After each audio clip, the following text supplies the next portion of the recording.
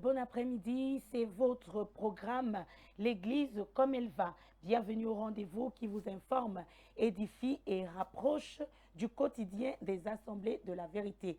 Au sommaire, dans les nouvelles de l'Église, les cultes se sont déroulés avec des fidèles nombreux et heureux de se retrouver dans la présence de l'Éternel. Les correspondants se feront le plaisir de nous donner l'économie des différents messages. La rubrique L'invité reçoit à nouveau l'ouvrier Arsène Tchala pour continuer sur le chemin de dernier. Il s'agira pour tous de comprendre le déroulement des événements de la fin des temps, encore appelés éléments eschatologiques. Cet échange nous permettra de comprendre les grandes étapes annoncées par les Saintes Écritures et l'attitude que doit adopter chaque croyant. Enfin, nous refermerons cette émission avec l'agenda de l'Église qui nous fera découvrir les principaux rendez-vous des assemblées de la vérité, rendez-vous spirituels de la semaine et des semaines à venir. Je suis Marie-Claire Massing. Je vous retrouve après cet instant publicitaire. Vos enfants visent le sommet. Ils travaillent dur pour décrocher l'excellence. Pour propulser leurs talents sans freiner votre budget, la Regional Bank est à vos côtés. Financez la rentrée de vos champions avec notre offre Cresco, le crédit scolaire et universitaire de la Regional Bank. Obtenez jusqu'à 5 fois votre salaire dans la limite de votre quotité disponible. Un coup de pouce majeur allant jusqu'à 5 millions de francs CFA. Vous financez aujourd'hui et vous remboursez en 12 mois maximum. Offrez-leur le chemin de la réussite. Offrez-leur l'excellence. Contactez votre gestionnaire dès aujourd'hui ou rendez-vous en agence. La Regional Bank, toujours mieux que ce que vous imaginez. Depuis toujours, ils font confiance à la Regional Bank pour leurs envois et réceptions d'argent. En un mot, ils disent leur motivation. Je dirais la rapidité. L'argent ne manque jamais, donc je vais dire la disponibilité. La sécurité, bien sûr. Western Union, Manda Gabon, Juba Express, chaque pas d'un transfert d'argent mène à la Regional Bank. La Regional Bank, toujours mieux que ce que vous imaginez.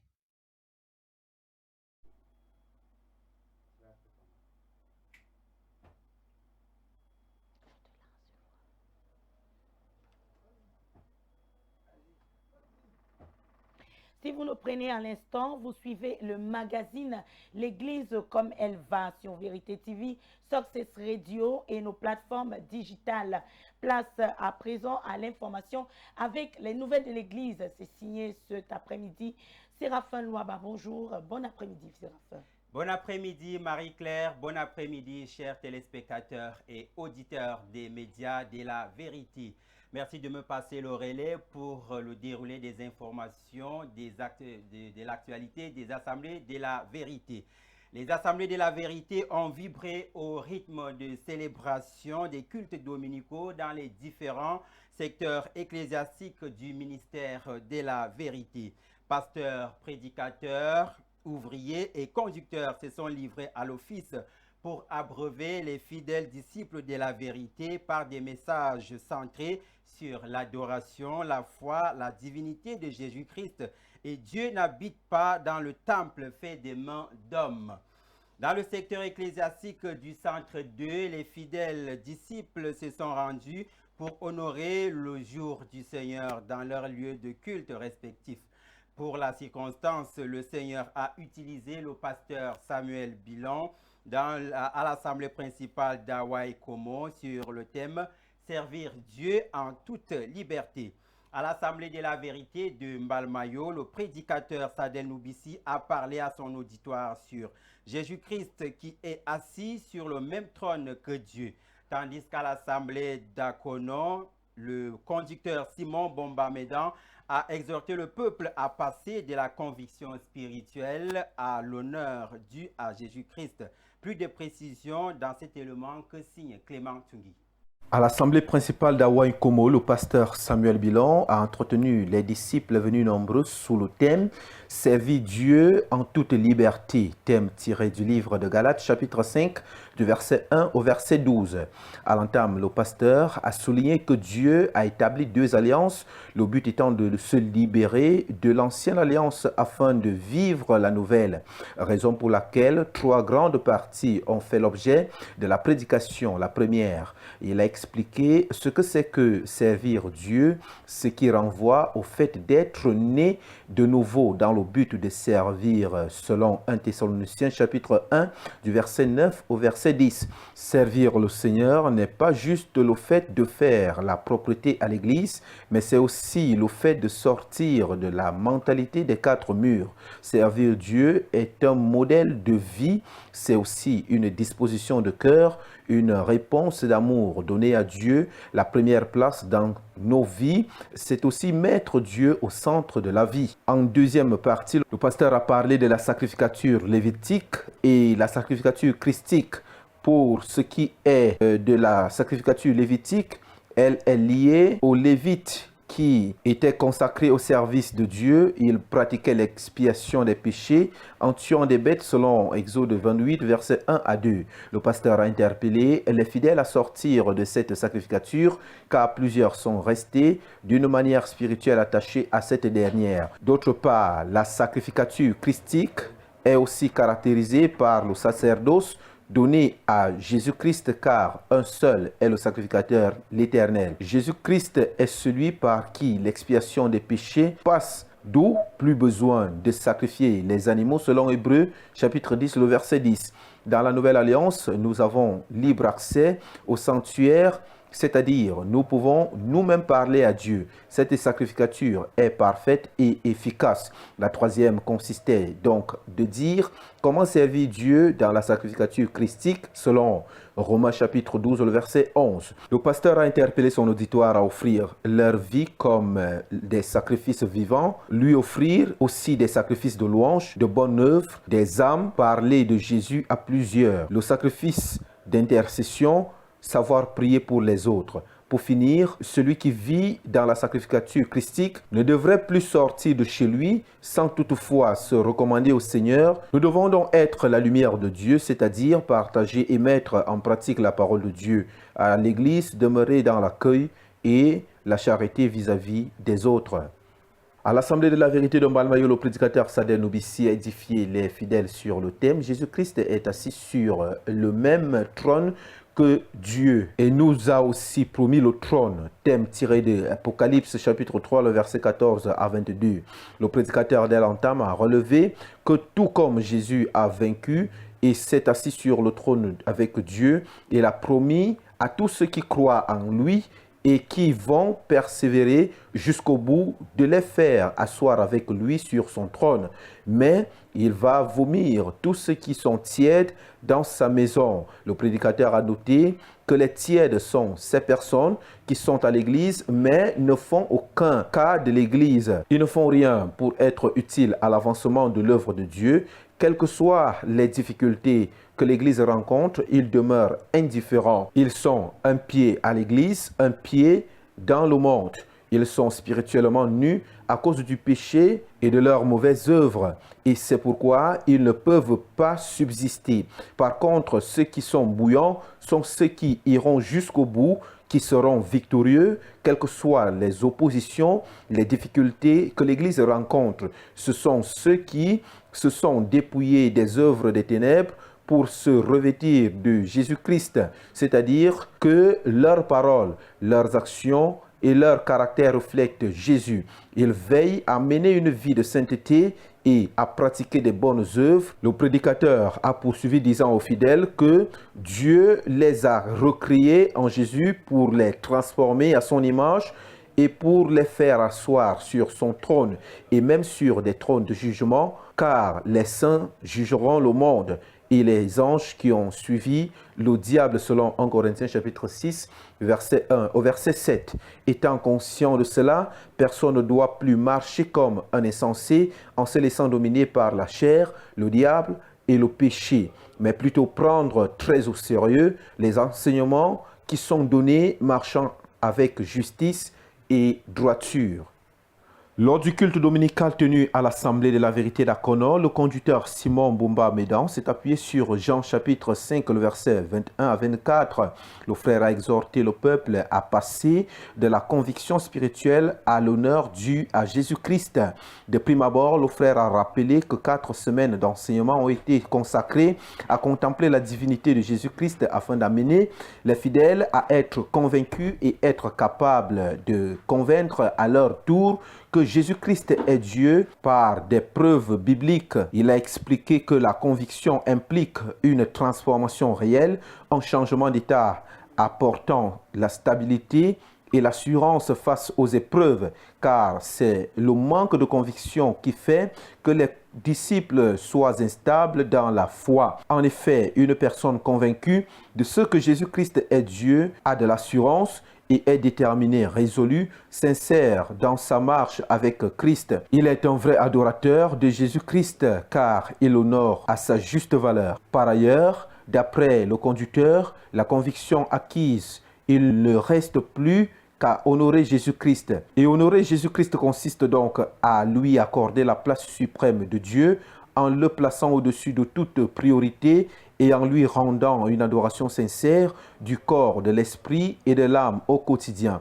Ainsi, le frère a présenté les éléments fondamentaux qui prouvent qu'on honore Dieu, à savoir la foi en sa parole, l'obéissance à ses recommandations, rendre à Jésus toute l'adoration, toute la louange qui revient à Dieu et à lui seul. C'est aussi rendre témoignage de ses hauts faits, confesser Jésus-Christ publiquement, annoncer l'évangile de Christ. Le frère a terminé son propos en appelant chaque disciple à honorer Dieu en la personne même de Jésus-Christ en tant que Dieu. Une fois cette conviction ancrée, ils doivent cesser d'hésiter, mais d'annoncer fermement l'évangile afin d'amener les autres à la foi et la conviction de la divinité de Jésus-Christ.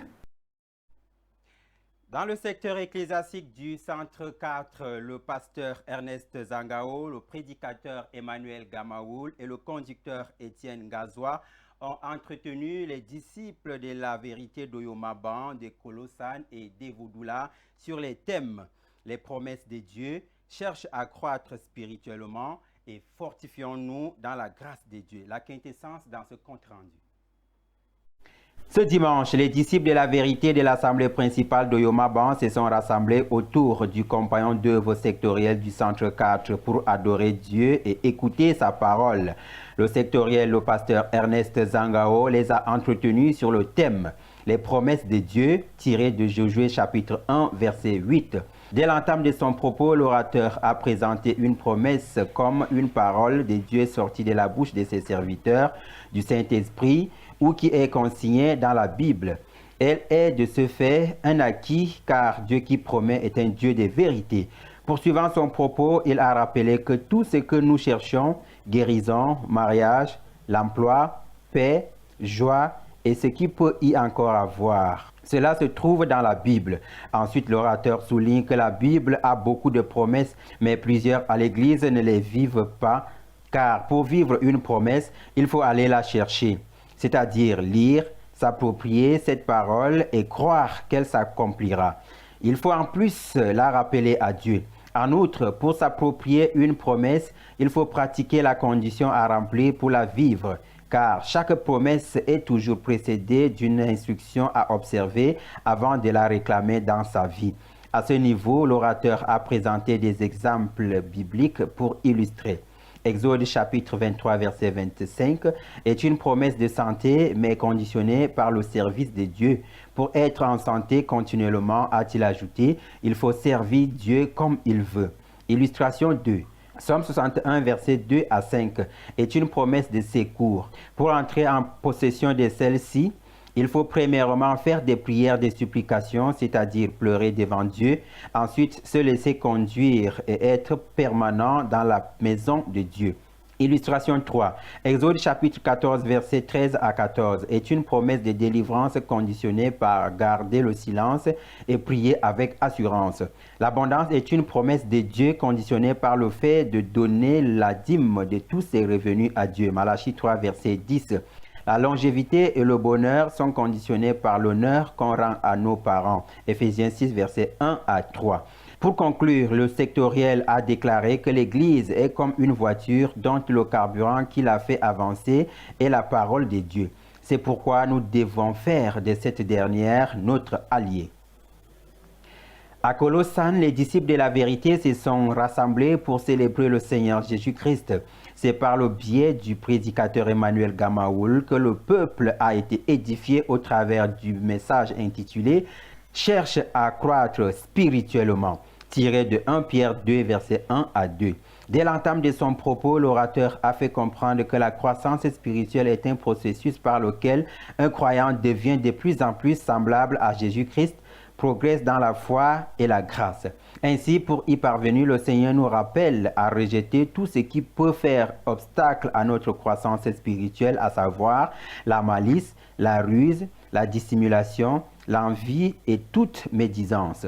Dans 1 Jean 2, versets 12 à 14, il continue en disant que ce passage biblique montre que la vie chrétienne repose sur des acquis spirituels inébranlables et s'appuie sur 3 catégories, à savoir les enfants, les pères et les jeunes gens, pour rappeler leur identité forte en Christ. Hébreux 5, versets 12 à 14, cependant, nous montre que le bébé spirituel manque d'expérience, se nourrit du lait seulement, ne connaît pas en profondeur la parole de Dieu, il est fragile et est incapable de faire face aux difficultés de la vie avec assurance.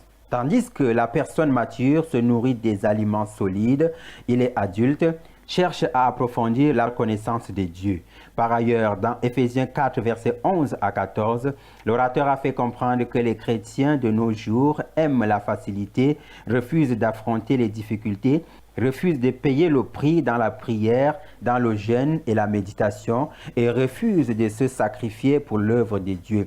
Voilà pourquoi ils manquent de stabilité, sont emportés à tout vent de doctrine. Pour conclure, le prédicateur dans le livre de Galates chapitre 4 versets 1 à 7 insiste en disant que celui qui refuse de grandir n'est pas différent d'un esclave et sera toujours dans la routine, d'où la nécessité de prendre conscience et rejeter les choses honteuses, affronter les difficultés et accepter se sacrifier pour l'œuvre de Dieu.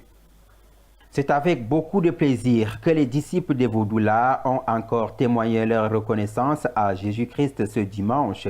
Fortifions-nous dans la grâce de Dieu, tiré du livre de 2 Timothée 2, versets 1 à 16, est le thème sur lequel le conducteur Étienne Gazois s'est appuyé pour exhorter les disciples. C'est une grâce pour nous de connaître le Seigneur Jésus-Christ, a-t-il dit. Nous devons donc y demeurer, accepter de souffrir toutes les injustices que ce nom peut nous apporter, car aucun soldat ne peut abandonner son poste s'il veut porter des galons, ni l'athlète s'arrêter en chemin s'il veut être couronné. De même, le laboureur travaille pour récolter les fruits. Nous aussi travaillons pour la vie éternelle.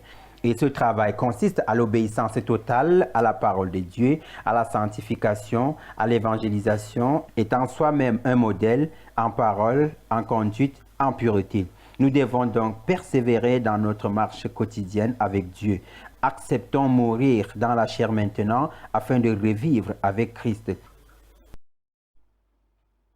Le secteur ecclésiastique du Centre 1 a honoré Dieu qui rend toutes choses possibles.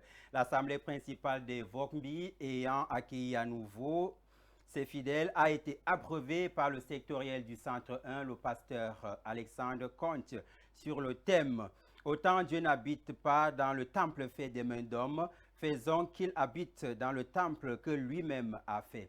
Tandis qu'à l'Assemblée de Foulane, l'ouvrier Raoul Eyébé a entretenu son auditoire sur le thème « Honore le Seigneur Jésus-Christ sur cette terre comme lui-même a honoré le Père sur la terre ». Georgette Guillaume revient sur les temps forts de ses prédications. Autant Dieu n'habite pas dans le temple fait des mains d'hommes, faisons qu'il habite dans le temple que lui-même a fait, a été le socle de la prédication distillée ce dimanche aux fidèles de l'Assemblée principale de la vérité de Vauby par le pasteur Alexandre Conche. Pour la circonstance, il s'est inspiré du livre de Actes des Apôtres, chapitre 17, les versets 19 à 25 pour édifier les fidèles à ce sujet. À l'entame de son propos, le pasteur Alexandre a amené les fidèles à comprendre que mettre trop d'importance sur des choses ou des ustensiles qui peuvent aider à servir Dieu sans toutefois accorder l'importance à Dieu lui-même est l'élément clé qui démontre qu'une personne est religieuse. Car Dieu ne peut être réduit dans un local, raison pour laquelle il a interpellé les fidèles d'avoir la foi et de croire que Dieu habite en eux afin qu'ils ne soient pas ébranlés par les événements de la vie. Il a dit que de nos jours, le temple de Dieu, c'est le corps, l'âme et l'esprit, contrairement à l'ancienne alliance où le lieu d'habitation de Dieu était considéré dans un tabernacle. Hébreux 9, 1 à 7. Or, Dieu habite dans le temple que lui-même a fait ainsi. Celui qui détruit ce temple sera détruit également. 1 Corinthiens 3, verset 17. Poursuivant son propos, l'orateur a donné quelques effets que produit le corps qui devient le temple ou l'autel de Dieu, tels que avoir accès libre, c'est-à-dire se repentir directement à Dieu sans toutefois passer par un intermédiaire. Hébreux 9, 11 à 12. Croire que Christ est présent à nous, qu'il habite à nous et est parmi nous. Romains 8, 10 à 11. Se comporter comme une habitation de Dieu. 2 Corinthiens 6, verset 16. Changer sa manière de prier. Tirant vers la fin, l'orateur a dit aux fidèles que faire preuve de maturité et être serein face aux difficultés, aux situations de la vie démontre tout simplement que leur corps est le temple de Dieu. Matthieu 1, 18 à 21. Pour finir, le pasteur Alexandre Conch a invité les fidèles à ne plus paniquer sur quoi que ce soit, mais croire que Dieu habite en eux et qu'il est parmi eux. À l'assemblée annexe de la vérité de Foulan ce dimanche, l'ouvrier Raoul Eyebe a embrayé l'édification du peuple de Dieu sur le thème « Honore le Seigneur Jésus sur cette terre, comme lui-même a honoré le Père sur la terre », en s'appuyant sur Jean chapitre 5, les versets 20 à 24, Jean 20, 19 à 23 et Galates 2, verset 20. Rappelant le fait que Jésus-Christ est venu sur la terre en tant que Fils du Père et qu'il a dignement représenté et honoré le Père sur la terre.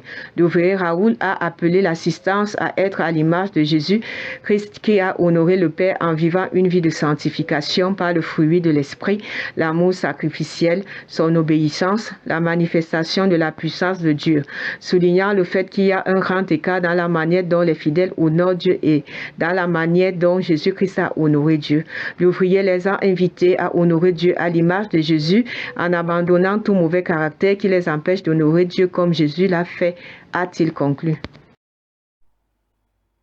Joyeux de se retrouver dans les différents lieux de culte, les fidèles disciples du secteur ecclésiastique du Centre 3 ont répondu présents par leur bravoure autour des différents serviteurs de Dieu qui, à leur tour, ont transmis les grâces qui leur étaient réservées de la part de Dieu en ce dimanche 2 août 2026.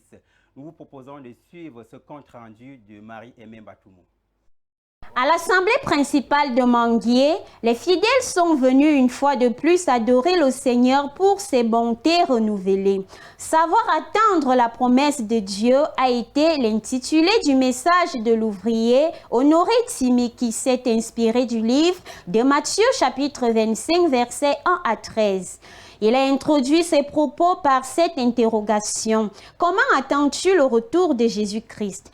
Pour y répondre, il a énuméré: croire en la facilité céleste, la vie éternelle, l'enlèvement, l'acquisition du corps nouveau, les nouveaux cieux et une nouvelle terre, la résurrection d'entre les morts et le jugement dernier. En continuité, l'ouvrier honoré a énuméré les éléments qui permettent à un disciple d'être en santé physique et spirituelle. Communion avec Dieu. Et dans la communion avec Dieu, nous retrouvons la connaissance de la parole de Dieu par les enseignements, l'obéissance à la parole de Dieu, la crainte de l'Éternel, la vie communautaire et la vie de prière. L'ouvrier a conclu par une prière de repentance et de retour à la communion avec le Seigneur. Les fidèles de Ngusso se sont retrouvés à l'assemblée principale ce dimanche pour célébrer l'Éternel. Ainsi, durant ce culte, le diacre Émile Ndjike a exhorté son auditoire sur le thème « L'unité qui rend fort et permet de triompher dans le monde ». Se fondant sur Jean chapitre 17, versets 20 à 21, le diacre a tout d'abord défini l'unité comme un état d'esprit, un élément fondamental pour parvenir à la victoire. À l'instar de la construction de la tour de Babel, pour qu'une équipe, une association, un groupement espère en la victoire, il faudrait qu'ils soient unis. C'est avec regret qu'on constate que des personnes se mettent à l'écart comme Judas. D'aucuns, au lieu de prier pour leur prochain, se mettent à murmurer, à calomnier, oubliant que Dieu ne cherche pas l'unité de façade, mais celle qui vient du fond du cœur. Matthieu chapitre 18, verset 19. Comment faire donc pour vivre l'unité d'esprit?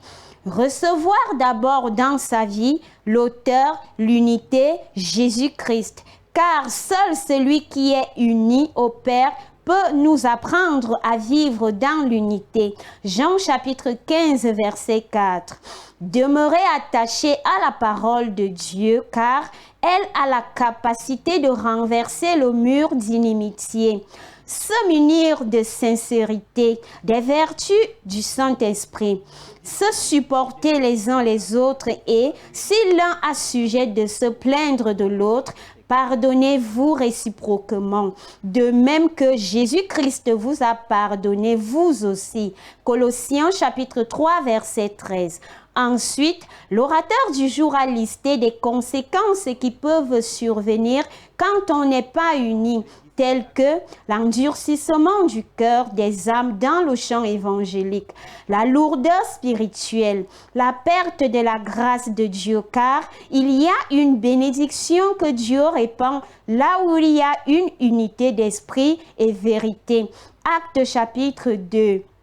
Et enfin, parlant des bienfaits de l'unité, l'orateur a énuméré Somme 133, versets 1 à 3. L'unité facilite la présence et la bénédiction de Dieu. Elle favorise l'action du Saint-Esprit. Elle est une force et une protection. Ecclésiaste chapitre 4, versets 9 à 10. Pour renvoyer le peuple, le diacre a exhorté de se réconcilier avec Dieu et les autres, car Dieu restaure quiconque revient à lui. Joël chapitre 2, verset 12 à 13 et son verset 25. La prière a été la dernière phase du culte.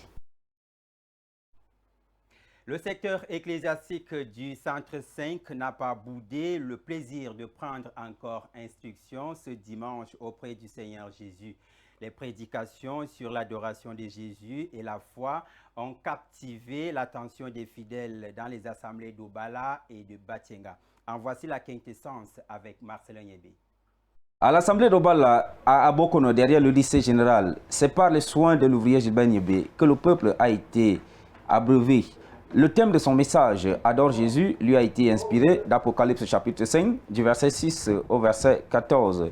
L'ouvrier l'a reconnu dès l'entame que Jésus-Christ est assis au trône avec le Père et il reçoit par conséquent les mêmes honneurs et la même adoration. Déduction faite est que toute créature, soit du ciel, de la terre ou de la mer, doivent l'adorer. Si donc quelqu'un refuse d'adorer Jésus, cela ira sans dire qu'il renie Dieu qui l'a créé. Jean chapitre 5, du verset 22 au verset 23. Et si au contraire il adore autre chose, il court le danger d'être un bras puissant de l'écuménisme. À la question de savoir ce que Jésus fait étant sur le trône, l'ouvrier a dit qu'il intercède pour l'Église. C'est pourquoi personne ne peut nous accuser ni nous condamner. Romains chapitre 8, verset 34. Pour conclure, l'ouvrier Gilbert a exhorté chacun à laisser Jésus assis sur le trône de son cœur pour son règne, tout en l'adorant pour qu'il connaisse sans cesse des victoires. 1 Corinthiens chapitre 15, verset 57. À l'assemblée de Batyenga, l'ouvrier Pascal Chimi s'est servi de l'évangile de Jean chapitre 20, du verset 24 au verset 29, pour nourrir le peuple. En y ressortant ce thème, ne sois pas incrédule, mais crois, il a déploré le danger qui guette le disciple qui refuse de croire en sa parole. Tous ceux qui s'y retrouvent appellent sur eux le chagrin, la perte de l'héritage céleste et la destruction. Apocalypse chapitre 21, verset 8. Quant à sa manifestation, l'orateur a dit que l'incrédulité ravive les souvenirs de la vie du monde, fixe les yeux sur ce qui est périssable, active l'idolâtrie et finit par écarter l'incrédule de la voix du Seigneur. Nombre chapitre 11, du verset 4 au verset 6. Tout ceci débouche finalement sur l'empêchement de la manifestation de la gloire de Dieu. Exode chapitre 32, verset 1 et verset 10. Non sans oublier que les murmures, qui témoignent aussi de la présence de l'incrédulité, attirent la colère de Dieu. Nombre chapitre 11, verset 1. En conclusion, l'ouvrier Pascal a recommandé au peuple d'être reconnaissant et fidèle dans les moindres choses qu'il accomplit pour en recevoir des grandes et porter du fruit. La croyance en sa parole étant le socle de base. Dans le septentrion, à l'Assemblée de la vérité de Ngaoundéré, les fidèles ont été abreuvés par le frère Atangana Alain, se fondant sur le livre d'Apocalypse chapitre 5, versets 6 à 14. Son message a porté sur l'adoration de Jésus-Christ à la dimension, à la hauteur de sa divinité. Pour le substrat de ce message, écoutons Emmanuel Nyambi. L'adoration de Jésus-Christ à la hauteur de sa divinité. Tel est le thème du message d'exhortation ce dimanche à l'Assemblée de la vérité de Ngaoundéré dans le secteur ecclésiastique du Septentrion. Thème inspiré du livre d'Apocalypse, chapitre 5, du verset 6 au verset 14. Le message a été porté par le frère Atangana Alain. D'ores et déjà, le but recherché par l'orateur, c'est la restauration de la vraie adoration. Il va sans dire que certains chrétiens ne savent pas ce qu'est l'adoration, ni comment adorer comme Dieu l'approuve. Certes, plusieurs éléments concourent à une vraie adoration. La crainte de Dieu. Ici, on ne fait pas ce que Dieu n'approuve pas, même lorsque cela va à l'encontre des intérêts personnels. Évidemment, l'adoration est un style de vie, conforme à la vie de Christ, qui est le modèle par excellence pour tous les disciples. L'adoration commence lorsqu'on s'offre à Dieu, en fuyant le péché et en offrant sa vie comme un instrument de justice. Ainsi, adorer, c'est servir à travers la méditation de la parole, la prière et l'évangélisation. Pour conclure, le frère Alain s'est fondé sur Luc chapitre 24, verset 52, pour dire que la restauration de la vraie adoration conduit à une grande joie. Et c'est ce à quoi il a invité tous les fidèles présents ce dimanche au culte. C'est avec le septentrion que nous mettons la clé sous le paillasson. Ne manquez pas le prochain rendez-vous avec l'actualité de l'Église de la vérité lundi prochain. Restez en compagnie de Marie-Claire pour la suite du magazine et son invité, l'ouvrier Arsène Tiala. Merci Séraphin. À lundi prochain avec le tour d'horizon de l'actualité de l'Église. Place à présent à notre grande rubrique, l'invité. L'Église comme elle va, l'entretien.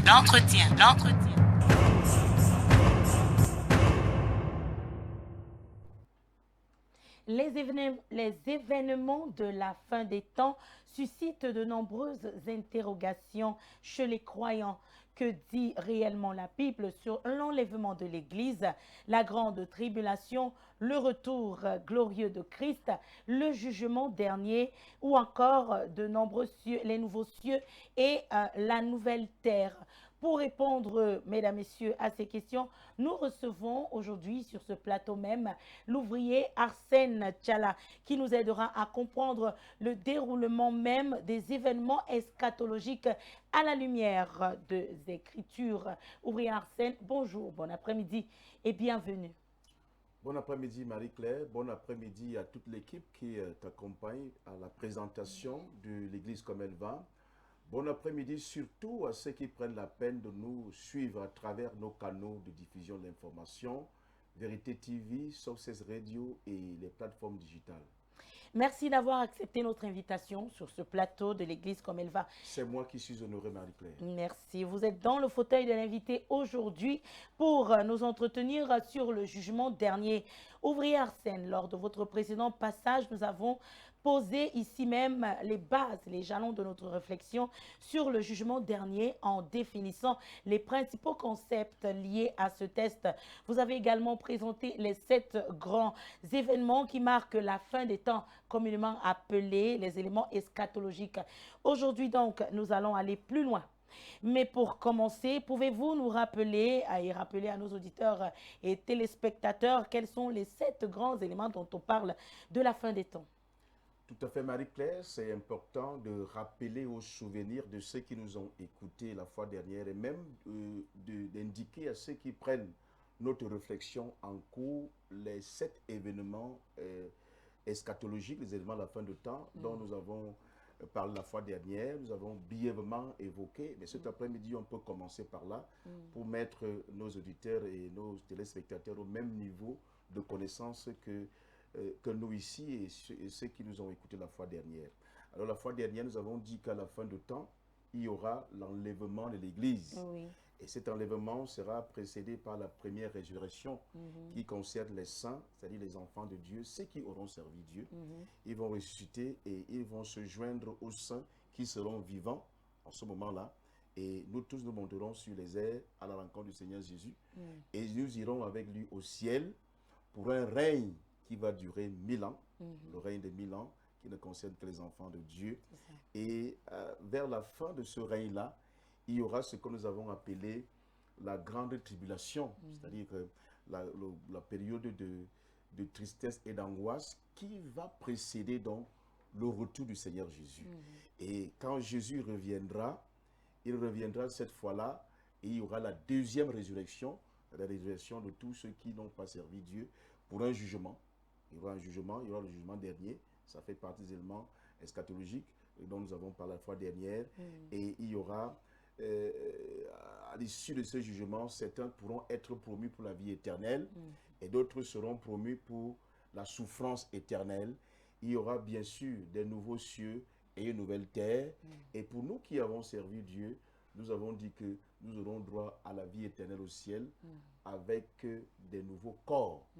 Et pour ceux qui n'auront pas servi Dieu, ils auront aussi des nouveaux corps, sauf qu'ils seront promis à la souffrance éternelle en enfer. Donc voilà quelques éléments.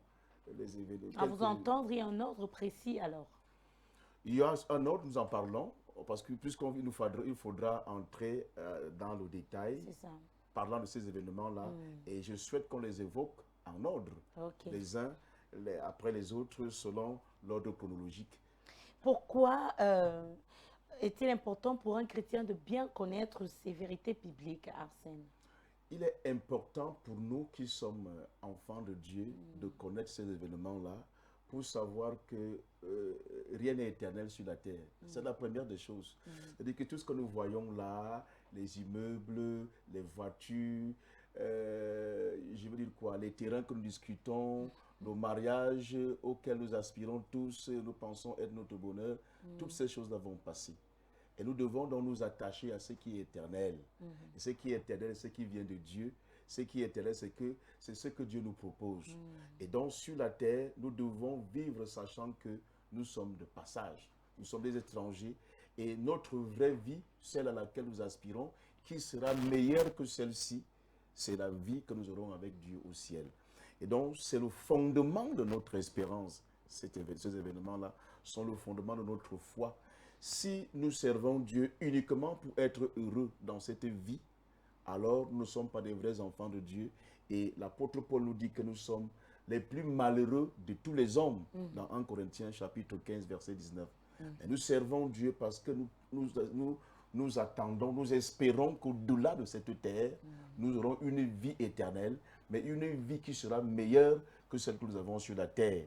Ayant donc ce fondement, ayant donc cette foi, nous vivons sur la terre, non plus comme le reste des hommes qui n'ont pas cette espérance vivante-là, mais comme des enfants de Dieu qui attendent le retour du Seigneur Jésus, en faisant quoi? En faisant la volonté de leur Dieu, en faisant la volonté de leur Père.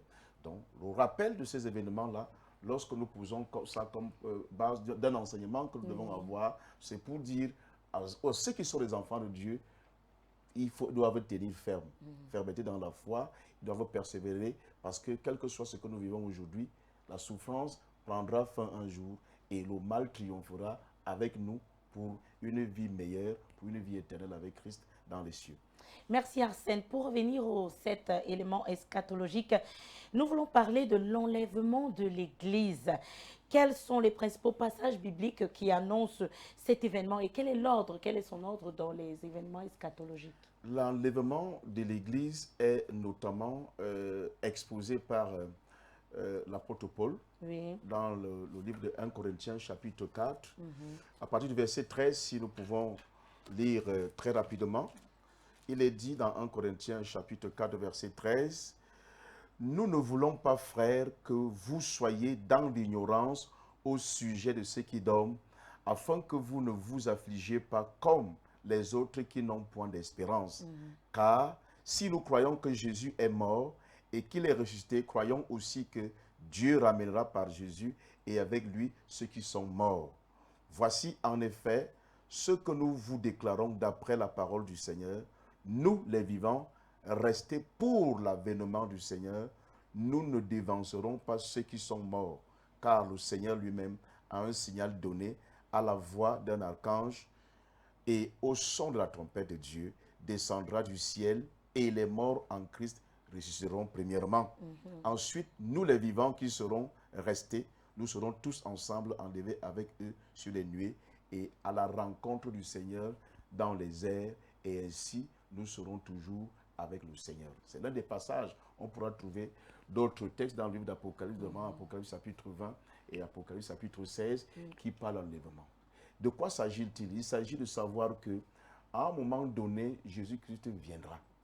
Et la Bible dit qu'il va s'arrêter sur les airs. Et ceux qui sont morts en Christ, c'est-à-dire les saints, ceux qui ont servi Dieu, ils vont ressusciter et ils vont rejoindre ceux qui seront vivants et qui ont servi Dieu en ce moment-là. Ils vont se lever pour rejoindre le Christ au ciel et nous irons dans les airs et nous monterons avec lui au ciel. C'est la description de l'enlèvement. De l'enlèvement de l'Église. Ça veut dire que c'est la première étape. C'est l'enlèvement de l'Église. Nous parlons de l'enlèvement de l'Église du Seigneur Jésus. Nous ne parlons pas de son retour pour le jugement, pour juger le monde. Nous ne parlons pas, parce qu'on va parler aussi du règne de 1000 ans que nous aurons à faire avec lui au ciel. Maintenant, nous parlons de l'enlèvement qui concerne les saints. Et cet enlèvement-là va de pair avec la première résurrection des morts. Donc la première résurrection des morts ne concerne que ceux qui ont servi Dieu, ceux qui ont servi Christ. C'est pour ça que la Bible parle ici, Christ ressusciteront premièrement. C'est-à-dire que ce seront les enfants de Dieu qui vont ressusciter à ce moment-là. Ils vont ressusciter pour rejoindre ceux qui seront vivants. Et nous tous, nous allons rejoindre Christ dans les airs et nous monterons avec lui au ciel pour un règne qui va durer 1000 ans. Vous avez dit tantôt, ce sont les saints qui sont concernés par cet enlèvement. Par l'enlèvement, pas de l'Église. L'Église étant ceux qui ont été mis à part par le Christ et qui attendent son retour. Donc c'est l'Église du Seigneur Jésus qui est son corps, l'Église dont il est le chef, qui sera concernée par cet enlèvement. Est-ce que cet événement sera secret ou alors ce sera juste les croyants qui sont enlevés et le reste du monde? Absolument. C'est-à-dire que ça va se passer de manière discrète. C'est-à-dire que vous pouvez être avec quelqu'un et subitement vous ne le voyez plus. Si vous n'avez pas été servi Dieu, vous pouvez être surpris de ne pas voir votre mari ou votre frère ou votre sœur qui a servi Dieu. Vous serez surpris de ne plus le voir parce que Jésus est venu l'enlever. Donc ça ne va pas concerner tout le monde, ça va se passer de manière discrète. Pour les Alors, enfants de Dieu. Comment distinguer l'enlèvement et le retour glorieux de Jésus? Parce qu'il y a quand même eu plusieurs apparitions de Marie, on a entendu parler, parfois d'autres disent avoir vu Jésus. Comment faire la différence entre l'enlèvement et le retour glorieux de Jésus? D'autant plus qu'il y en a qui l'ont déjà vu. Le retour glorieux du Seigneur Jésus, lui, il sera solennel. Il est annoncé dans la Bible. Nous en parlons tout à l'heure lorsqu'on va lire le livre d'Apocalypse chapitre 20, par exemple. On voit des événements qui vont... Parce que le retour glorieux du Seigneur Jésus sera précédé par un certain nombre d'événements. Donc la grande tribulation, la grande souffrance dont on va parler tout à l'heure, la bataille d'Armageddon dont on va parler tout à l'heure, et le retour du Seigneur Jésus, ça sera pour la deuxième résurrection. La deuxième résurrection. Et lorsqu'il y aura la deuxième résurrection des morts, en ce moment-là, Christ viendra donc pour le jugement dernier. D'accord. Alors que l'enlèvement, s'il faut classer les choses par ordre chronologique, c'est le premier événement eschatologique d'après l'ordre que nous avons donné tout à l'heure. C'est le premier. C'est-à-dire qu'il faut d'abord que l'Église soit enlevée. Et lorsque l'Église est enlevée, l'Église va régner 1000 ans au ciel. Et c'est après ça que Jésus reviendra donc. On en a parlé la fois dernière. On a dit qu'il faut faire la différence entre l'enlèvement de l'Église et le retour. Bien que dans certaines interprétations, on semble confondre les deux. Mais il faut ces deux événements distincts. Il y a l'enlèvement de l'Église qui fait allusion à la première résurrection qui concerne les saints. Maintenant, il y a le retour du Seigneur Jésus qui va se dérouler après l'enlèvement. Jésus reviendra cette fois-là sur la terre. Cette fois-là, il va descendre. Alors que pendant l'enlèvement, il ne va pas atteindre la terre, il ne va pas descendre sur la terre, il va rester sur les airs. Cela voudrait dire que ceux-là qui disent même qu'ils ont vu les apparitions de Jésus, c'est des hallucinations, c'est des abominations. Lorsque Jésus reviendra, il ne va pas se cacher dans une chambre. C'est le Fils de Dieu, c'est le Roi des rois. Et quand il va revenir sur la terre, si nous prenons un texte qui va nous édifier davantage à Marie-Claire, lisons ce que les anges disent dans Actes chapitre 1, verset 11. Dans Actes chapitre 1, verset 11.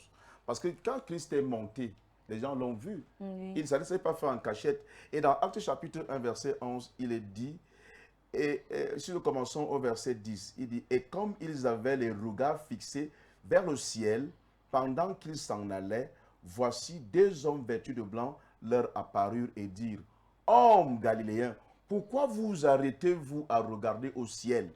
Ce Jésus qui a été enlevé au ciel du milieu de vous reviendra de la même manière que vous l'avez vu allant au ciel. » Le jour où Jésus a été enlevé au ciel par Dieu, les gens ont vu, ils l'ont vu monter.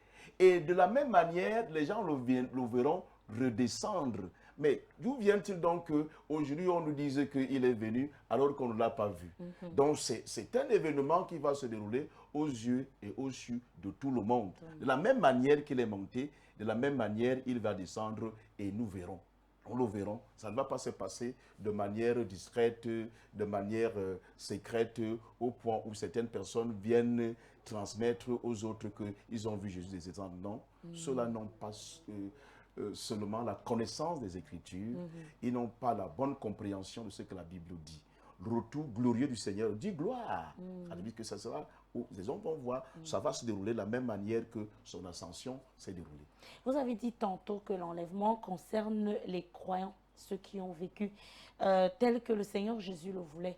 Alors, sur le plan spirituel, quel est l'impact de cette vérité sur la manière de vivre au jour le jour? C'est une très bonne question, Marie-Claire. La première chose que nous devons savoir concernant ces événements eschatologiques, notamment l'enlèvement, c'est de comprendre que la vie que nous avons ici sur la terre n'est pas la fin. Vous comprenez? Que nous aurons une meilleure vie que Dieu nous réserve au ciel avec lui. Et c'est cette vie qui est notre récompense. Et c'est ça qui doit être notre objectif. Lorsqu'on parle de l'espérance, c'est l'attente des choses que Dieu nous a promises, que nous n'avons pas encore maintenant, mais que nous allons vivre certainement parce que nous avons la foi. Et donc, si nous n'attendons pas, si nous ne croyons pas, nous n'espérons pas à ces choses-là, alors notre foi est vaine, elle est inutile. Vous comprenez? Nous avons cité tout à l'heure 1 Corinthiens chapitre 15, verset 19. Si nous attendons de Dieu que nous allons avoir des voitures, des postes sur la terre, non. Nous attendons que Jésus, un jour, comme il a promis, dans Jean chapitre 14, verset 1 à 3, il a dit qu'il s'en va. Il va nous préparer des places là-bas au ciel. Et lorsqu'il aura fini de préparer des places, qu'est-ce qu'il fera? Il reviendra nous chercher afin que là où il est, que nous soyons aussi. Et Hébreux chapitre 12, verset 26, chapitre 10, verset 23, autant pour moi, nous dit que celui qui a fait cette promesse-là, Hébreux chapitre 10, verset 23, celui qui a fait cette promesse-là est fidèle. Vous comprenez? Donc, il nous a promis, il reviendra, et nous croyons, et c'est pour cela que nous attendons. C'est pour ça que nous attendons, parce que ce qu'il a dit, il va le faire. Et pendant que nous sommes en train de l'attendre, attention, nous devons donc être vigilants. Parce que le jour qu'il va venir, ça va nous surprendre. Et comme ça va nous surprendre, nous devons être prêts chaque jour. Ça peut se passer maintenant, comme ça peut se passer demain. Mais nous devons vivre chaque jour en attendant que Jésus vienne nous prendre. Si à un seul instant vous êtes distrait, figurez-vous que le jour où il vient, il vous trouve en train de commettre ce qui n'est pas bien. Vous serez laissé. Vous n'allez pas avec lui. Donc c'est un appel à la vigilance. C'est aussi un appel à la consécration. Mais également un appel à partager cette foi. Puisqu'il faut que Jésus vienne enlever un grand nombre de personnes. C'est pour ça que nous disons, nous devons attendre ces événements-là est en train de faire la volonté de Dieu. Parce que la volonté de Dieu, c'est quoi? C'est que tous les hommes soient sauvés. Mais comment les hommes seront donc sauvés si nous ne partageons pas notre foi avec les autres, si nous n'annonçons pas Christ, si nous ne témoignons pas Christ, si nous n'évangélisons pas? Donc ceux qui sont cette espérance-là, l'espérance vivante, nous permet donc non seulement de persévérer dans les épreuves, sachant qu'il y aura un jour où ces épreuves vont prendre fin pour nous, mais également de rendre témoignage de Christ afin qu'il y ait un grand nombre de personnes qui soient enlevées, parce que Dieu ne veut pas que les gens périssent, mais qu'il veut que les gens croient et qu'ils soient sauvés, mais également aussi de vivre dans la sainteté, de nous sanctifier davantage. Celui qui a cette espérance doit se sanctifier lui-même. Il se sanctifie. Donc voilà ce que ça nous rappelle sur le plan spirituel. Pour nous qui sommes des croyants, nous ne devons pas nous laisser abattre par quoi que ce soit. Quelqu'un comme Moïse avait cette espérance. Lorsque nous lisons Hébreux chapitre 10, vous voyez, la Bible dit que parce qu'il avait cette espérance-là, il avait la possibilité de vivre comme un prince en Égypte, parce qu'il avait été élevé par la fille de Pharaon, mais il a renoncé à cette jouissance momentanée du péché.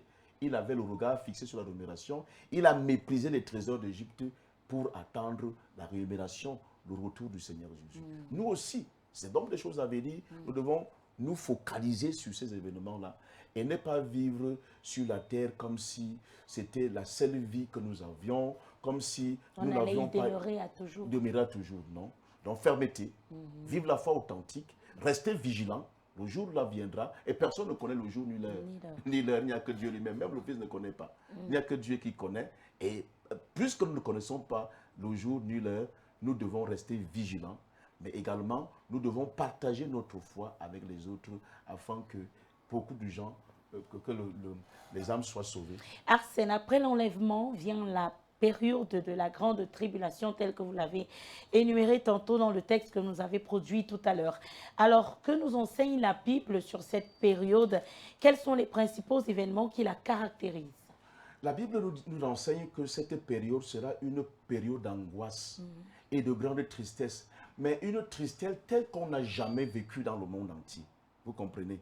Lorsque nous lisons Matthieu chapitre 24, verset 21, on peut lire, il dit: car alors la détresse sera si grande qu'il n'y en a point eu de pareil depuis le commencement du monde jusqu'à présent et qu'il n'y en aura jamais. Et au verset 22, il dit: et si ces jours n'étaient abrégés, personne ne serait sauvé. Mais à cause des élus, ces jours seront abrégés. Vous voyez, c'est la période d'angoisse, mais qui va précéder le retour du Seigneur Jésus. Et cette période sera une période de grande souffrance. Il y aura de la misère, il y aura une telle souffrance sur la terre que le monde n'a jamais connue. Mais cette souffrance-là, les enfants de Dieu en seront épargnés. Ça ne va pas concerner parce qu'ils seront là-haut déjà. Tout à fait. Tout à fait. C'est pour ça qu'il est nécessaire aujourd'hui, parce que vous avez demandé, qu'est-ce que cela nous rappelle aujourd'hui, de servir Dieu et de persévérer dans la souffrance, parce que la souffrance actuelle ne représente rien par rapport à celle que les gens vont vivre. Vous comprenez? Parce qu'on a dit tout à l'heure, lorsqu'on va voir le règne millénium, que pendant les 1000 ans là, le diable sera enchaîné. Apocalypse chapitre 20 dit qu'il sera enchaîné. Mais peu avant le retour du Seigneur Jésus, il sera relâché. C'est alors là qu'il viendra sur la terre pour séduire les gens et engendrer donc cette souffrance extrême. Et ceux qui vont vivre là, ils vont vivre dans une souffrance atroce. C'est pour ça que Jésus lui-même parlant ici, il dit que lorsque ça va venir, ne vous gênez pas. Ne pensez pas que si vous souffrez ici à Vombi, en allant à Yuma, vous n'allez pas souffrir. Ça sera une souffrance généralisée. Si nous commençons le texte de Matthieu chapitre 24, là, au verset 19, au verset 18, il dit « Et que celui qui sera dans les champs ne retourne pas en arrière pour prendre son manteau. » Il n'y a pas moyen. Mais malheur aux femmes qui seront enceintes et à celles qui allaiteront en ces jours-là. Priez pour que votre fuite n'arrive pas en hiver ni un jour de sabbat. Vous voyez. Donc ça sera une souffrance d'une extrême gravité. Mais pourquoi Dieu permettra-t-il cette souffrance? Parce qu'aujourd'hui, les gens refusent la domination de Dieu. Et aujourd'hui, les gens, ils sont attachés à leurs propres choses. Vous voyez, Dieu n'est pas méchant. Vous voyez, la Bible nous dit dans 2 Pierre chapitre 3, verset 9, qu'il n'est pas un Dieu lâche, il ne tarde pas. Certains ne croient même pas à ces choses quand on en parle. Mais parce qu'ils n'auront pas cru, c'est parce qu'ils n'auront pas cru que la sentence de Dieu va les surprendre. Vous comprenez? C'est comme au temps de Noé. Lorsque Noé était en train de faire et de prêcher, les gens ne croyaient pas. Mais c'est quand ils ont vécu, c'est qu'ils ont vécu, qu'ils ont compris que Dieu n'était pas en train de blaguer. Marie-Claire, Dieu ne blague pas lorsqu'il dit un truc. Lorsque Dieu annonce que quelque chose va se dérouler, il ne fait pas dans la blague. C'est pour ça que nous devons prendre très au sérieux. En prenant très au sérieux, il est question pour nous donc de nous préparer pour ne pas vivre ces choses. Ce n'est pas parce que pendant qu'on va les vivre qu'on va commencer à juger Dieu. En réalité, les jugements qu'on peut émettre sur Dieu ne changent pas sa position. Mais aujourd'hui, nous sommes donc prévenus. Et puisque nous sommes prévenus, marchons dans les voies de Dieu pour que ces choses-là ne nous arrivent pas. C'est tout. Alors, quel message cet événement adresse-t-il à l'Église aujourd'hui? L'événement, ça nous adresse, c'est la même leçon que nous avons tirée tout à l'heure, lorsqu'on parle d'enlèvement. Pour nous qui sommes dans la foi, nous devons persévérer. Il faudrait que nous demeurions avec Dieu pour ne pas vivre la grande tribulation. Et aussi, il faudrait que nous continuions à servir Dieu, malgré les épreuves, malgré les souffrances, malgré tout ce qu'on peut endurer, comme combat, comme déception, comme frustration. Nous devons continuer de servir Dieu parce que nous qui avons servi Dieu, comme je vous ai dit au départ, ces événements-là ne vont pas nous concerner. Si nous ne voulons pas vivre la grande tribulation, en être affectés au plus profond de nous, alors engageons-nous tout simplement maintenant à servir Dieu. Dieu ne surprend pas les gens. Il vous dit ce qui va vous arriver et il vous dit ce que vous devez faire pour ne pas vivre ce qui va vous arriver. Maintenant, si on ne veut pas vivre, restons enfants de Dieu et demeurons consacrons-nous, vivons dans la sainteté, marchons comme Dieu veut dans les voies de Dieu. Et puis, la grande tribulation, elle ne va pas nous affecter. C'est ça. Parlons à présent de la bataille d'Armageddon, annoncée notamment dans Apocalypse 16, vous l'avez dit tantôt, 14 à 16, Zacharie 14, 2 à 3, Apocalypse 19, verset 19. Que représente réellement cette bataille selon les Écritures? Armageddon, il faut dire que c'est un mot qui est tiré d'une montagne qui est en Israël, qui est un site touristique. Qu'on appelle la montagne de Megiddo, je crois, c'est ça le nom, de Megiddo. Et ce site-là nous rappelle les batailles les plus sanglantes qu'il y en a eu en Israël. Et lorsque la Bible en parle dans Apocalypse chapitre 16, verset 16, la Bible fait allusion à cette grande bataille qui aura entre l'armée de Dieu et les armées de la terre. C'est-à-dire qu'à un moment donné, les armées, je veux dire quoi, les rois de la terre vont se rassembler, les forces du mal vont se réunir pour mener une guerre contre l'armée de Dieu. Et pendant que cette guerre-là sera en train de se dérouler, Jésus-Christ, dont le chef suprême de l'armée de Dieu, viendra donc pour vaincre les forces du mal, et ce sera une victoire finale. La victoire du bien sur le mal, la victoire de la lumière sur les ténèbres, la victoire de Dieu sur le diable. C'est l'ultime bataille. Et lorsque cette bataille aura pris fin, ce sera la victoire finale. Pour nous aujourd'hui, qu'est-ce que ça nous rappelle? Nous devons savoir que quel que soit le mal que nous voyons là, quel que soit le mal aura une fin. Vous comprenez? Il y aura un jour où il n'y aura plus de vol sur la terre. De meurtre. De meurtre sur la terre. Il y aura un jour où il n'y aura plus d'escroquerie. Il y aura un jour où tout ça va prendre fin.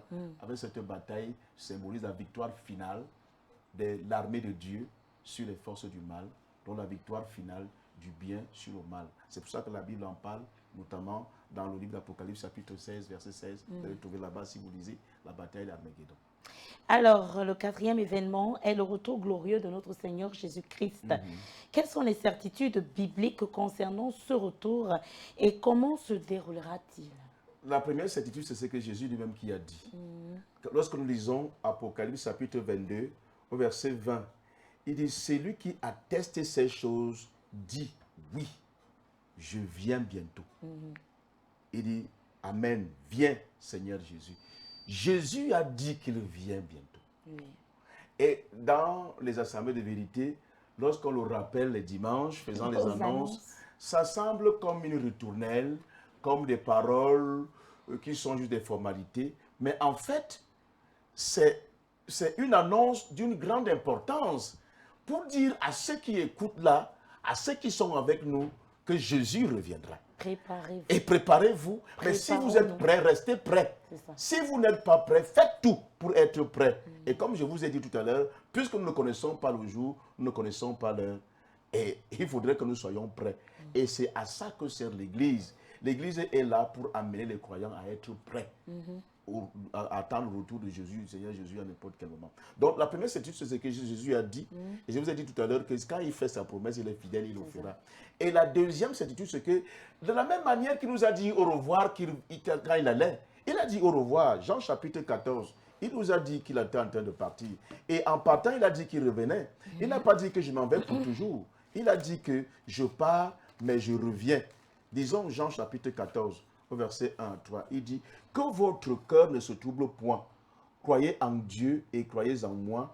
Il y a plusieurs demeures dans la maison de mon Père. Si cela n'était pas, je vous l'aurais dit, je vais vous préparer une place. Et lorsque je m'en serai allé et que je vous aurai préparé une place, je reviendrai. » Il reviendra. Jésus reviendra, contrairement à ce que les gens peuvent penser. Jésus reviendra et c'est ça la certitude.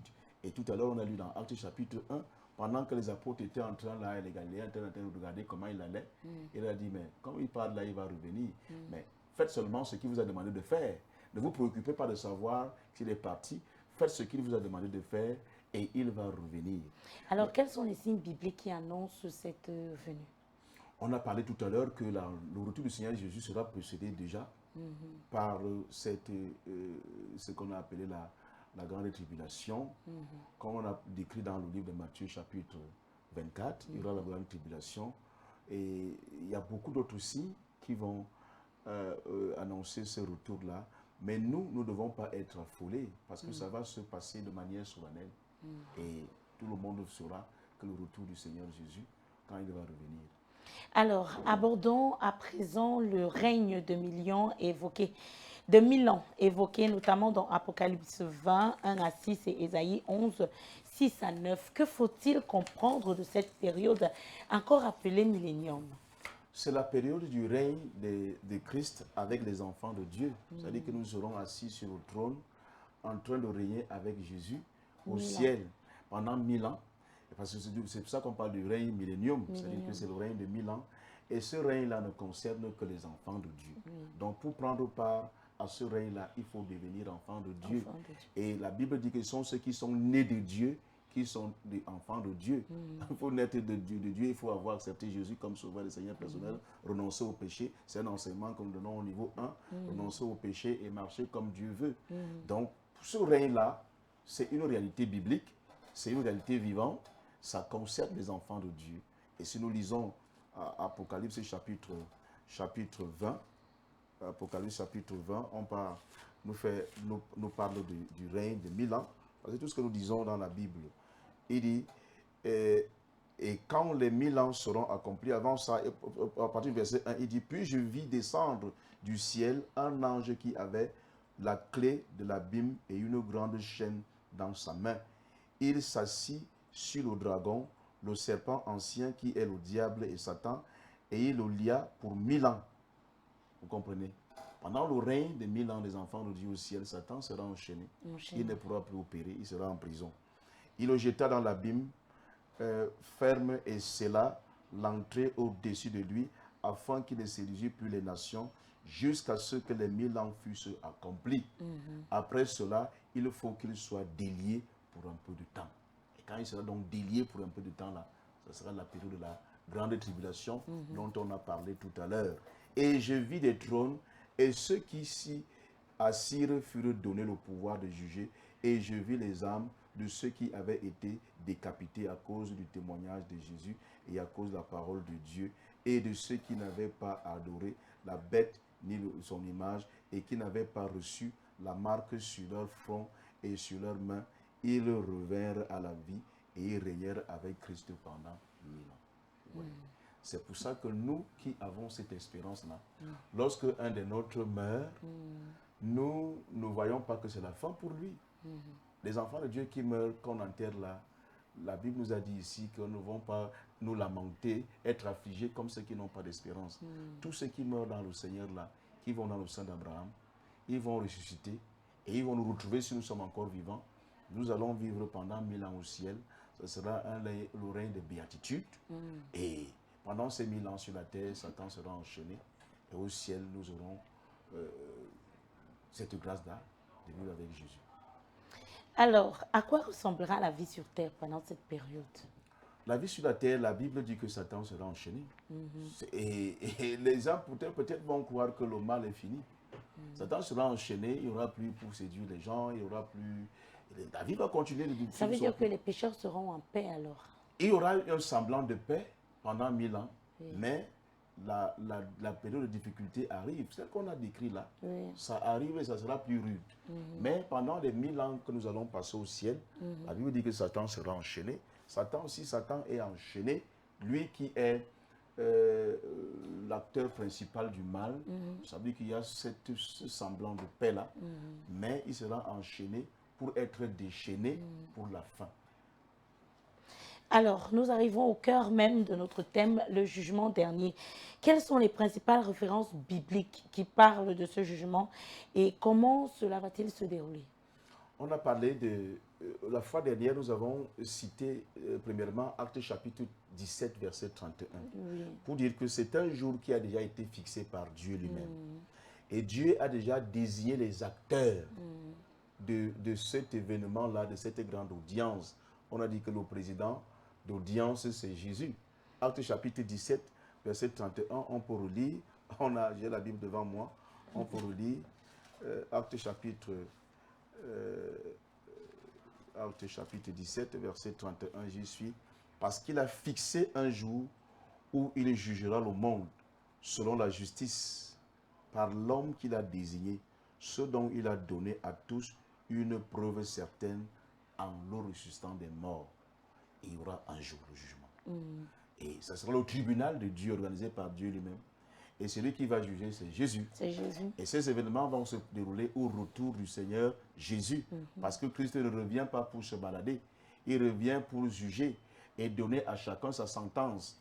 C'est pour ça qu'on a dit que chacun de nous va comparaître pour rendre compte du bien ou du mal qu'il aura fait étant dans sa chair. 2 Corinthiens chapitre 5, verset 10. Et chacun rendra compte à Dieu selon ses œuvres. Mais attention, ce tribunal-là, il y aura des assesseurs, il y aura des gens qui vont accompagner Jésus. On a dit la dernière fois, ce ne sera pas Jésus seul. 1 Corinthiens chapitre 6, verset 3 nous dit que les saints vont juger le monde. Et les saints vont même juger les anges rebelles, ceux qui ont suivi Satan, qui ont désobéi à Dieu. C'est un privilège. Lorsque vous avez une telle connaissance, Marie-Claire, vous êtes motivé à aller très loin avec Dieu. Ce qui fait aujourd'hui que les gens rétrogradent parce qu'ils n'ont pas la connaissance de ces choses. Et à un moment donné, il faut s'arrêter pour leur enseigner. Mais lorsqu'on le dit, il faudrait donc que les gens aient la foi pour vivre ces choses-là, pour croire qu'ils vont vivre ces choses. Mais pour celui qui a la foi, comme Étienne avait fixé le regard au moment où on le lapidait, il a vu la gloire de Dieu au ciel.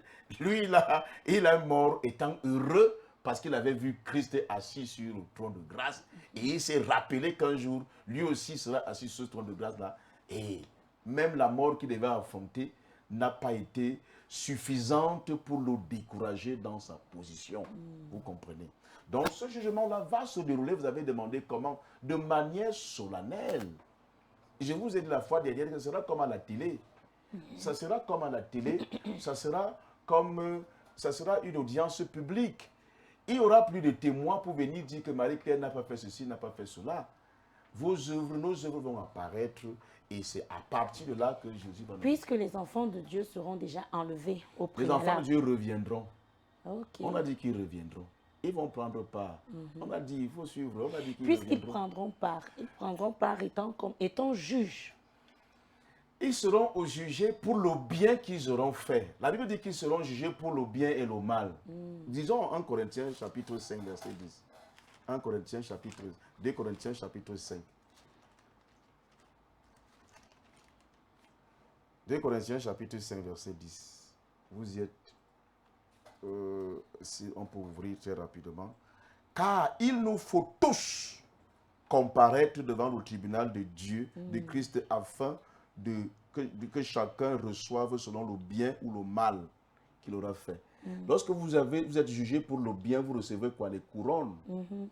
Vous allez donc recevoir les couronnes comment? Est-ce que Jésus va donner les couronnes par complaisance?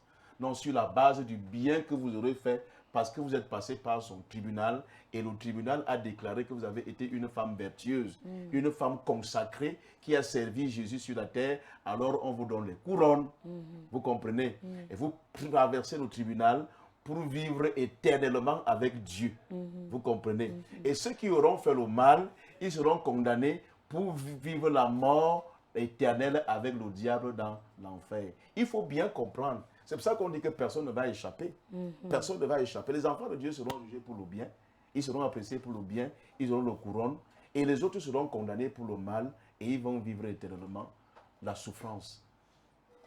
Alors, terminons avec la merveilleuse promesse des nouveaux cieux, de la nouvelle terre. Quelles sont les références bibliques qui annoncent cette nouvelle création? Et comment la Bible a-t-elle décrit ce monde nouveau promis par Dieu?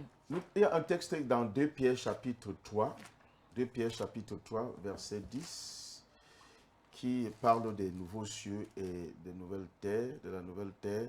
Et il dit ceci: le jour du Seigneur viendra comme un voleur. En ce jour-là, les cieux passeront avec fracas, les éléments embrasés se dissoudront et la terre avec les œuvres qu'elle renferme sera consumée. Vous voyez? Dans cette terre, avec tous ces édifices aussi attrayants, avec l'or qu'elle renferme, elle va passer. Le ciel même passera. Il y aura donc de nouveaux cieux et une nouvelle terre. Et il y a une autre référence dans Matthieu chapitre 24, verset 35, si tu permets, pour être complet sur les références bibliques, puisqu'on demande des références bibliques. On peut lire Matthieu chapitre 24, verset 37, il dit, car, Matthieu chapitre 24, verset 35, il dit, le ciel et la terre passeront, mais mes paroles ne passeront point. Il faudrait donc que les nouveaux cieux et la nouvelle terre qui seront créés par Jésus, ça sera un ciel et une terre où il n'y a plus de souffrance. Ok, c'est ça la différence. Tout à fait. Ça sera donc il n'y aura plus de souffrance là-bas. Ça sera la joie éternelle. Ça sera, et nous qui allons hériter de cette terre-là, de ces cieux-là, nos corps auront changé. Nous aurons des corps angéliques, des corps célestes. Et nous allons vivre dans la joie permanente, en train de faire ce que les anges font au ciel et que nous lisons chaque jour, tous les dimanches, Saint, Saint, Saint est le Seigneur Dieu, le Tout-Puissant, qui était et qui vient. Donc nous allons adorer notre Dieu permanemment, cette fois-là en sa présence. Parce qu'aujourd'hui, quand on adore, on ne voit pas Dieu. Les gens pensent, non, là-bas, ça sera donc en présence de notre Dieu. Les rachetés seront des adorateurs. Voilà, nous serons des adorateurs, des sacrificateurs, et nous allons passer notre temps à adorer Dieu. Et ça sera une joie. Il n'y aura plus que si tu finis le culte, tu arrives à la maison, tu n'as pas de quoi rompre le jeûne. Tu comprends un peu? Ça ne sera plus le cas. Parce que ici sur la terre, il y a des moments où tu finis d'adorer Dieu, le temps d'un culte, dans la joie. Tu arrives à la maison, tu n'as même plus de quoi remplir le jeûne, ou tu trouves que le bailleur veut son loyer et tu n'en as pas. Vous voyez, la joie peut être, lorsque votre joie n'émane pas du fait que vous allez vivre ces événements-là, elle peut à un moment donné faillir, parce que vous êtes charnel, parce que vous avez la chair. Mais la chair ne sera plus là pour dégrader votre joie. C'est ça. Vous aurez un corps angélique.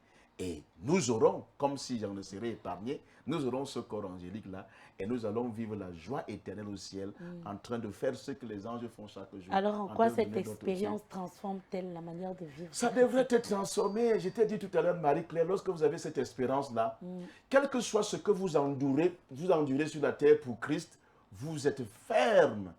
Vous ne fléchissez pas. Vous ne rétrogradez pas. Alors si tout le monde avait cette espérance-là, il n'y aurait même pas de gens qui résistent à l'évangile. Vous voyez, ceux qui sont là aujourd'hui, quand on leur prêche l'évangile, ils résistent, ils raisonnent, parce qu'ils ne savent pas. Parce qu'ils ne savent pas ce qui les attend.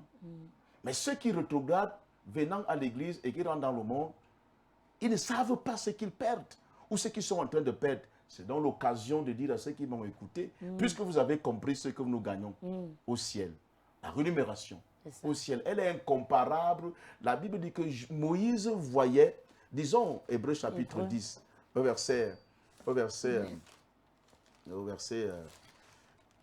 Hébreux chapitre 10, voilà, commençons au verset 23. Il dit, c'est par la foi que Moïse, à sa naissance, fut caché pendant 3 mois par ses parents, parce qu'ils virent que l'enfant était beau et qu'ils ne craignirent pas l'ordre du roi. Car par la foi que Moïse, devenu grand, refusa d'être appelé fils de la fille de Pharaon, aimant mieux être maltraité avec le peuple de Dieu que d'avoir pour un temps la jouissance du péché, regardant l'opprobre du Christ comme une richesse plus grande que les trésors d'Égypte, car il avait le regard fixé sur quoi? Sur la rémunération, sur le ciel. Vous comprenez? Lorsque vous êtes un enfant de Dieu, vous pouvez ne pas avoir de maison sur la terre, vous pouvez ne pas être marié, vous pouvez ne pas avoir de poste, vous pouvez même ne pas avoir tous les biens et le prestige que la terre offre à ceux qui n'ont pas d'espérance. Je ne dis pas que c'est des mauvaises choses. Vous comprenez? Je ne dis pas que ce n'est pas... Si vous en avez, c'est un péché. Ce n'est pas un péché. Mais la Bible dit que si c'est seulement dans ça que nous fondons notre espérance, notre foi, nous sommes malheureux. Mais si nous regardons cela, ces choses-là peuvent nous manquer, mais nous restons des vrais enfants de Dieu.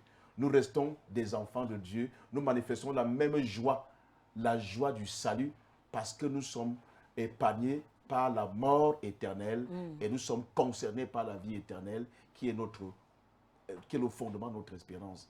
Nous croyons en Dieu parce que nous allons vivre éternellement avec lui au ciel.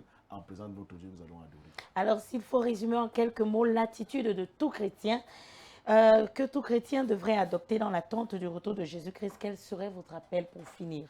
Le chrétien doit rester ferme, il ne doit pas trembler. Souvent on chante, chrétien ne tremble pas, Jésus est là. Tiens ferme dans ta foi. Et la Bible dit que ce sont ceux qui auront persévéré qui seront sauvés. Si le juste abandonne une seule fois et que Jésus revienne pendant qu'il a abandonné en une seule minute, sa justice sera inutile. Donc nous devons rester vigilants. Nous devons rester dans l'attente. Et la meilleure manière d'attendre pour que ça ne nous surprenne pas, c'est être en train de faire la volonté de Dieu. Et la volonté de Dieu se résume en 2 choses. 1, se sanctifier soi-même. Vous comprenez? Et 2, amener les âmes à confesser Christ. Lorsque vous êtes en train de faire ces choses-là, chaque jour, et que vous ne perdez pas le courage de le faire, ces choses ne vont pas vous surprendre. Vous allez vivre toutes ces promesses. Mais si un seul instant, on les abandonne parce qu'on est distrait, c'est pour ça que dans Matthieu chapitre 24, on nous a demandé de rester vigilants. Nous devons rester vigilants. Donc pour nous qui sommes des enfants de Dieu, nous avons fait le bon choix. Quel que soit ce que nous pouvons vivre aujourd'hui sur la terre n'est pas notre destination finale. La terre, ce n'est pas notre cité. On l'a lu dans Philippiens chapitre 2 l'autre jour. Ce n'est pas notre cité. Nous attendons notre cité où Jésus va transformer le corps de notre humiliation en un corps de gloire. Vous comprenez? Parce que vous comprenez dans ces choses-là, vous restez ferme. Les tribulations ne vous disent plus rien. La souffrance d'aller évangéliser, les insultes des gens, la fermeture des chapelles, comme ces derniers temps on a été persécutés, ça ne vous dit plus rien. Vous êtes de marbre parce que vous savez à qui vous avez cru et vous savez quelles sont les promesses qui vous attendent. Et il n'y a pas, je veux dire quoi, lieu d'abandonner parce que nous allons vivre ces choses-là. Et la gloire à venir sera plus grande que la souffrance que nous endurons actuellement sur la terre. Ouvrière Saint-Tchala, merci d'avoir répondu à notre invitation et d'avoir partagé avec nous sur ce plateau même ces enseignements tirés de la parole de Dieu. C'est moi qui te remercie, Marie-Claire, de m'avoir donné l'opportunité d'expliquer ces choses-là. Puis ces choses-là amener quelqu'un qui a rétrogradé à revenir dans la foi et à quelqu'un qui résiste à l'évangile à accepter enfin Jésus. Parce qu'il aura compris que ceux qui n'auront pas accepté Jésus-Christ vont souffrir et ça sera une souffrance éternelle, une souffrance éternelle. Alors, à travers cet échange, mesdames, messieurs, nous retenons que les événements de la fin des temps ne sont pas destinés à appeler chaque croyant à la vigilance, sont destinés à appeler chaque croyant à la vigilance, à la foi, à la sainteté, une communion sincère avec Dieu. Merci à vous, chers téléspectateurs, d'avoir suivi cet entretien. Nous espérons que cela a été aussi enrichissant pour les uns comme pour les autres. Mesdames, messieurs, nous voulons tout de suite passer à l'agenda de l'Église avec Marie-Aimée. L'Église comme elle va, l'agenda de l'Église.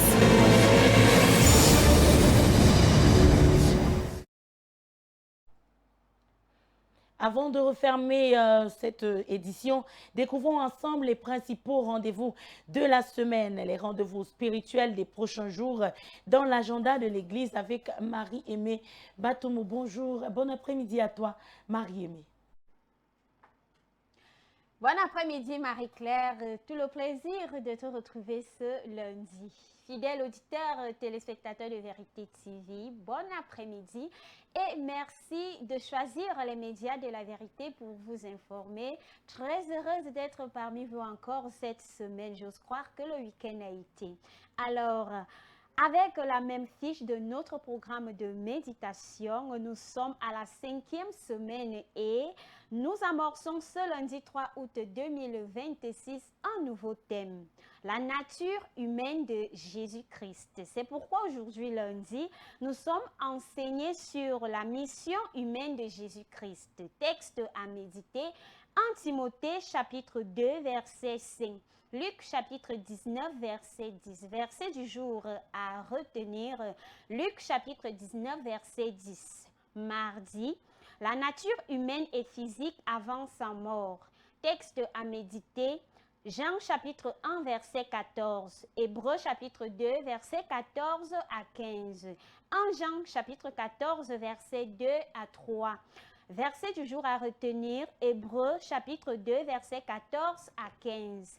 Mercredi, la nature humaine de Jésus-Christ après sa mort et sa résurrection. Texte à méditer, Luc chapitre 24, verset 36 à 46. Jean chapitre 20, verset 24 à 25. Actes chapitre 1, verset 3. Verset du jour à retenir, Luc chapitre 24, son verset 39. Jean chapitre 20, son verset 27. Jean chapitre 20, son verset 27. Jeudi, la nature humaine de Jésus-Christ en montant au ciel et en s'asseyant à la droite du Père. Texte à méditer, Actes chapitre 7, son verset 55 à 56. Matthieu 26, verset 64. Verset du jour à retenir, Matthieu chapitre 26, verset 64. Vendredi, la nature humaine à son retour et la transformation de nos corps qui deviendront semblables aux siens. Texte à méditer, Actes chapitre 1, verset 9 à 11. Matthieu chapitre 24, verset 23 à 35.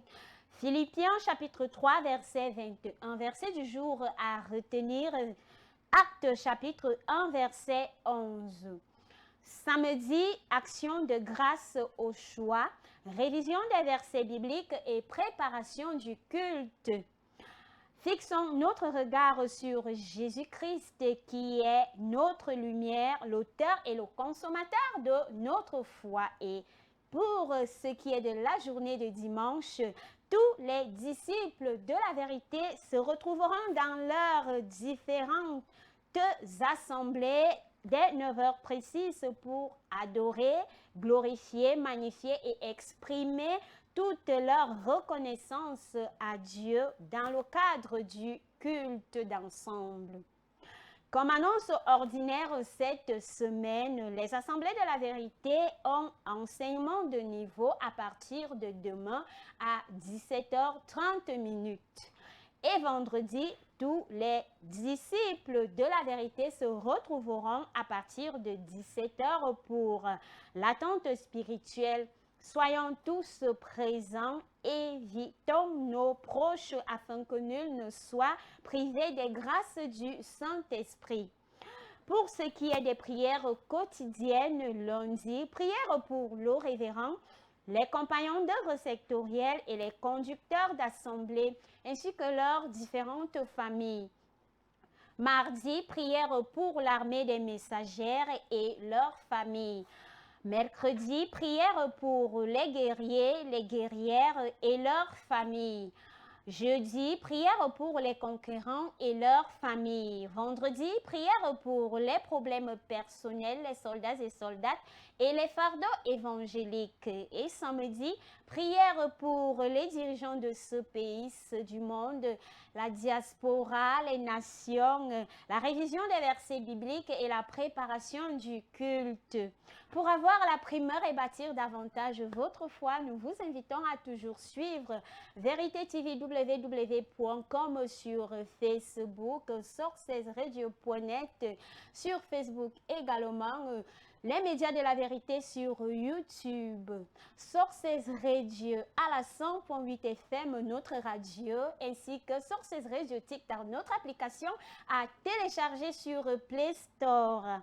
C'est ici que s'achève l'agenda de cette semaine, Marie-Claire. À lundi prochain. Agréable mois d'août à toi, agréable semaine. Fidèle auditeur, fidèle téléspectateur, ce fut un plaisir.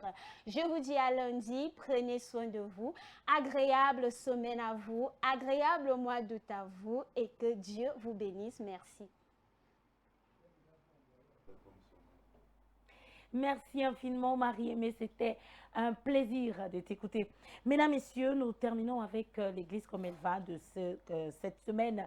Merci de nous avoir suivis. Nous espérons que ce magazine vous aura permis de rester informés sur l'actualité des assemblées de la vérité, tout en fortifiant votre foi à travers les enseignements qui ont été donnés au moyen de la parole de Dieu. Au nom de toute l'équipe de production, merci de votre fidélité et à lundi prochain lorsqu'il sera 15h. Au revoir.